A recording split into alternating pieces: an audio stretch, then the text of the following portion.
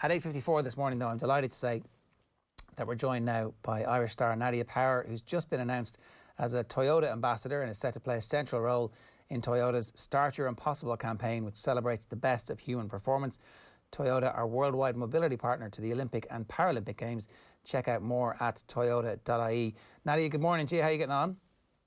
Hi, thanks for having me. I'm good. Yeah, no worries.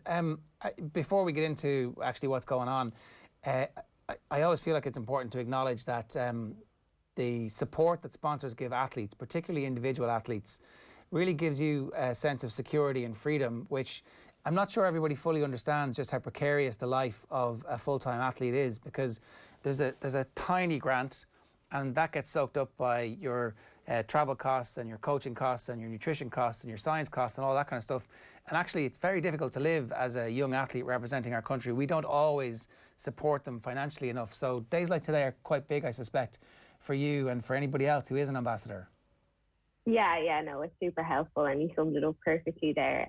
I think a lot of people will be surprised how hard financially it is for athletes, especially just with all the travel costs and stuff like that. And I think a lot of us can go competing for Ireland throughout our 20s and then end up like kind of significantly behind in terms of mortgages and stuff like that.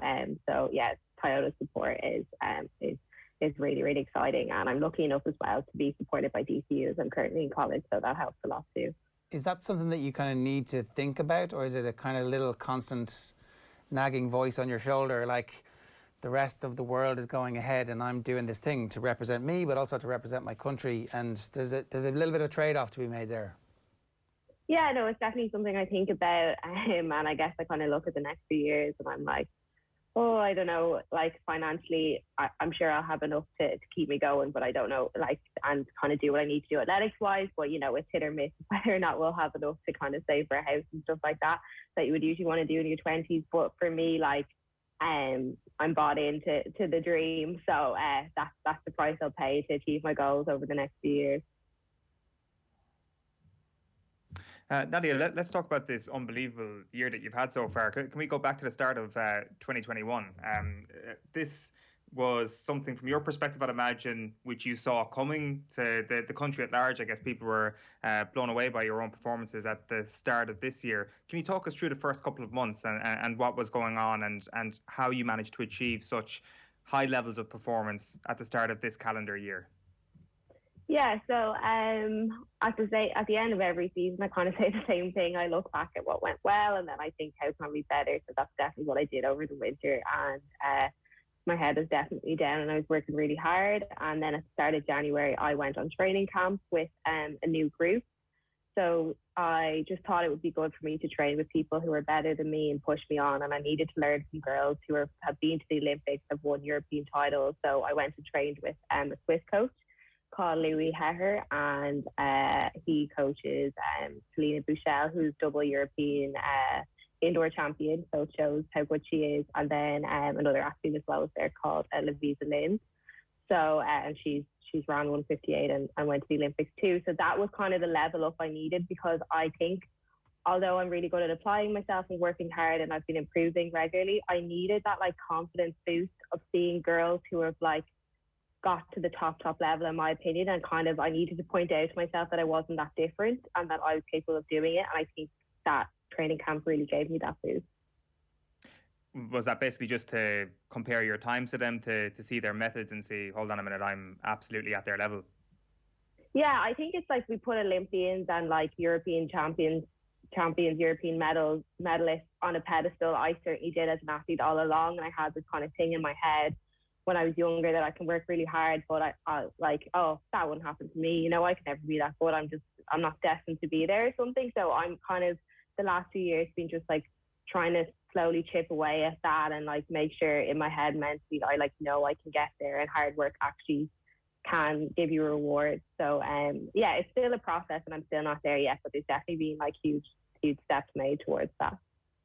That's really interesting. Like, what else do you do on a day-to-day basis to try and build that confidence?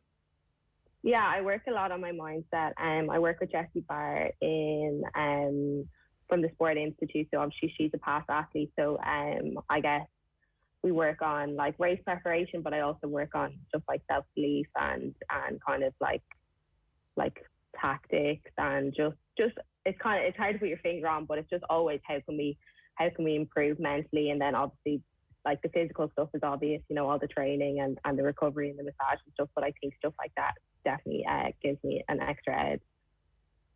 And what works mentally? What works in those sessions with Jessie Barrett that improves your mentality? I think discussing, focusing on evidence works a lot. Like maybe, I guess, before the European Under-23s, this would be 2 years ago, but like I was kind of going in and I wanted to win a medal, but I was like, oh, you know, I was still thinking that was too good to be true. That didn't really, why would that happen to me? That was too good to be true. So we kind of would list out like evidence of why I could do that based on my past performances, and like just seeing it there makes it more like undeniable that I did have like what it took to do so. So yeah, stuff like that. And obviously like I'm never going to get there with my mentally, like it's just the same as training. It's something I have to keep working on. It's remarkable really, because anybody who's watched you run and watched you come to prominence in this country, especially this year, will be shocked to hear that maybe you don't feel you deserve to be at that level, or maybe you had moments of self-doubt. I guess we kind of never know for sure what athletes are experiencing, and I guess those moments when you're training and not in front of the cameras all the time and performing, especially during COVID, those moments of self-doubt perhaps can come into play. Yeah, I take a lot of confidence from training, and my coach Anna is amazing at kind of helping my confidence and stuff and boosting me up. So like I did come into this indoor season quite confident in myself and my ability. Like I 100% knew I could break the Irish record. I guess I wouldn't have predicted what else was to come and who else was also going to break the Irish record as well. But I knew I had that in me this season, and I did start my first race really, really confident and stuff. So yeah, no, it was a good season, but already I'm kind of looking forward and thinking about how I can be better. So what do you put it down to then, the fact that the record is broken multiple times?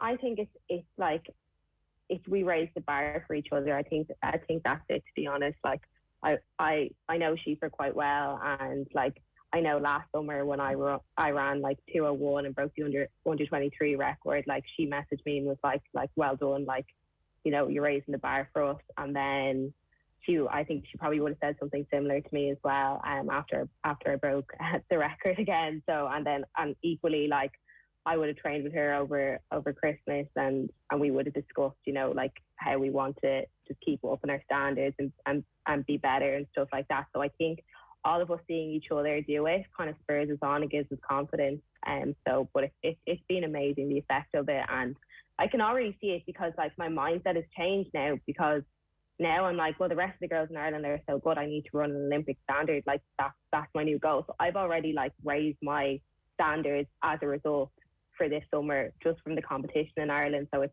is positive for us all. Do you have to learn to be gracious when your record gets broken, or is that something you already have? That congratulations to Schieffer, for example, is that just a little bit difficult at the moment when it happens? I know there's a part of it that stings. Like we all want a lot for each other, but we all want to be the best. And like we wouldn't be elite athletes if we weren't that competitive. So like obviously I want to get that record back next year and stuff like that. But I think it's when you like know the journey of all the girls and stuff, and you know what they've been through as well, and how hard they work. And me kind of like meeting up with Schieffer and training with her over Christmas a little bit kind of like makes me see the background of it. I don't just see a time and a good result that I'm jealous of. I see like the work behind it, and I know she wants it so bad as well. So yeah, no, it does. There's two sides to it, but I know it's good for me as an athlete, no matter how much it kind of stings at the time. It's such a weird dynamic, really, when you're teammates and competitors at the same time, and you kind of need each other to drive each other on, but you also want to win. Yeah, it is. Yeah, it is a weird dynamic, but I think we're missing that a little bit in Ireland. Like I know kind of back when there's the era of great 1500 metre runners, I'm sure that's why they all brought each other on. And I think hopefully we're coming into that a little bit now. It's definitely not comparable just yet, but it's the most competitive women's 800 has ever been in Ireland. So yeah, it's a weird dynamic, but it will definitely ultimately result in us all being better athletes. I know that for sure. What is your schedule like between now and what's supposed to happen later on in the year, and how is the uncertainty feeding into even how you plan your scheduling and your different the different periodization of the training that you're going to do? Yeah, well, I guess for me as an athlete, the Olympics is in the calendar, the national championships are in the calendar, and I don't even give a second thought to whether or not they're on. In my opinion, anyway, I think they 100% will be on. But either way, as an athlete preparing, they're on, and I don't need to think otherwise because it doesn't serve me and my preparation. So, the Olympics are on at the end of July, obviously, and then nationals, where like that would be the final race when the kind of qualifying period is over, is at the end of June. And then as of now, my focus is get all my college assignments done and get back training kind of in a more endurance block over the next kind of 3 weeks or so. And then I'm going to go training on a training camp. And so I'm just trying to get as much kind of college work, other life stuff done before that. And then so I can really, really just get the head down and focus on resting, racing and recovering from kind of mid-April. You obviously were part of the American collegiate system, and you've seen the Irish collegiate system. When you were a kid coming up as an athlete, we would very much as a country have been focused on sending our best athletes to America. That seems to have flipped around quite significantly with the investment in DCU and just the general level of improvement that we've made in the numbers of people coming through. What's your take now? If you were to go back to yourself as a 15, 16-year-old, would you say not to go to America at all? Would you advise teenagers not to consider that, or do you still need to consider it? And like, are you actually better for having gone through that process too? Yeah, I think obviously it really didn't work out for me, but I think I am probably better from the fact I went and figured it out and like got a little bit of independence from it. And now I know that that setup didn't suit me and my setup in DCU does.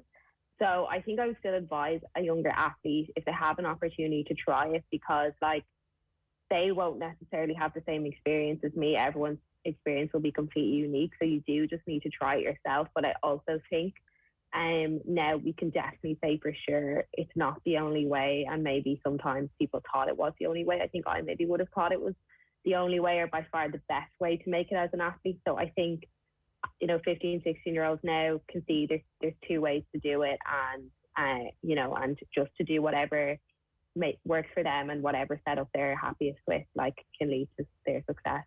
In retrospect, is there anything that you could have done differently in America to have made that process work for you, or was it just not a fit at all? I think just like at the time when I visited schools in, I think, 6 years, so I visited University of Virginia, I visited Iona, which I think a number of Irish athletes are there now, and I visited Providence, which also has like a rich Irish history, and I actually chose like the college that had like no Irish history at all, just because I liked it best. So obviously I could have went there and I could still be there now and be finishing up my fourth year and be, have done well in the NCAA. I don't know. So I think I'd made the right decisions in University of Virginia, and I kind of clocked that it wasn't good for me quite early and came home and kind of saved the situation before I fell out of love with running and got injured. So I think I made the right decisions there, but obviously things can be so different if I went to a different school, and that's kind of the point I'd like to get across to like a teenager, that everyone's experience is different depending on the school and who you are. The ability to come back from something like that is not something that every teenager has. Like football in particular is littered with superstar kids who go over to the big clubs in England and don't make it and then never play again, even though they could have gone on to have a great career. So I guess you must give yourself a lot of, when you're talking about the confidence, and when you're doing those training sessions with Jessie Barrett, you've got like a lot of material to fall back on.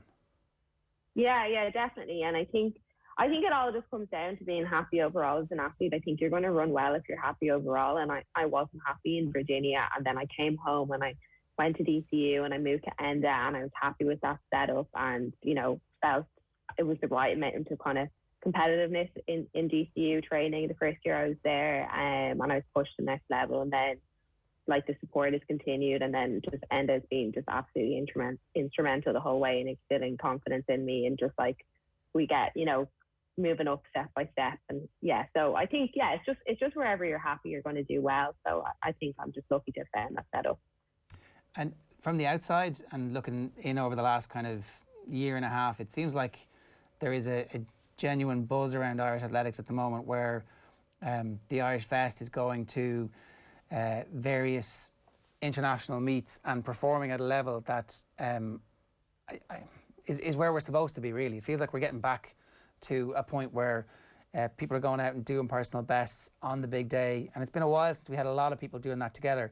Do you feel like you're part of a bigger athletics community at that level, or because you're so specifically focused on your own times that it's almost irrelevant who else is doing it around you?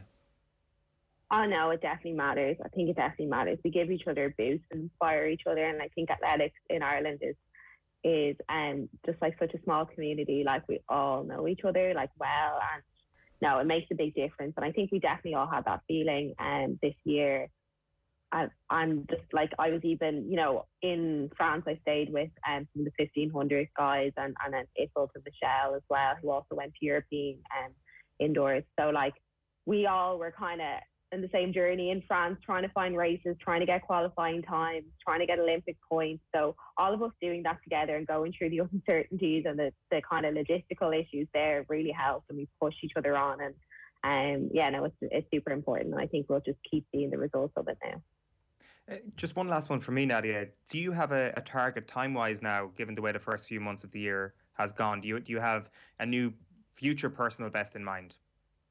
Yeah, I think I would have never thought I would have said it, but now I think, given the standard of 800 and just overall, I think maybe in Ireland we need to like set our standards a little bit higher.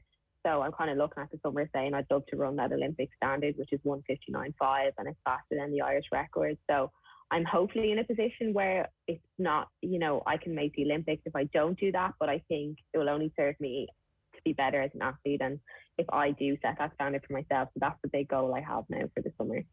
Where would you do that, do you think? What meet, or do you have a specific kind of period of the summer where you think that's going to be achievable?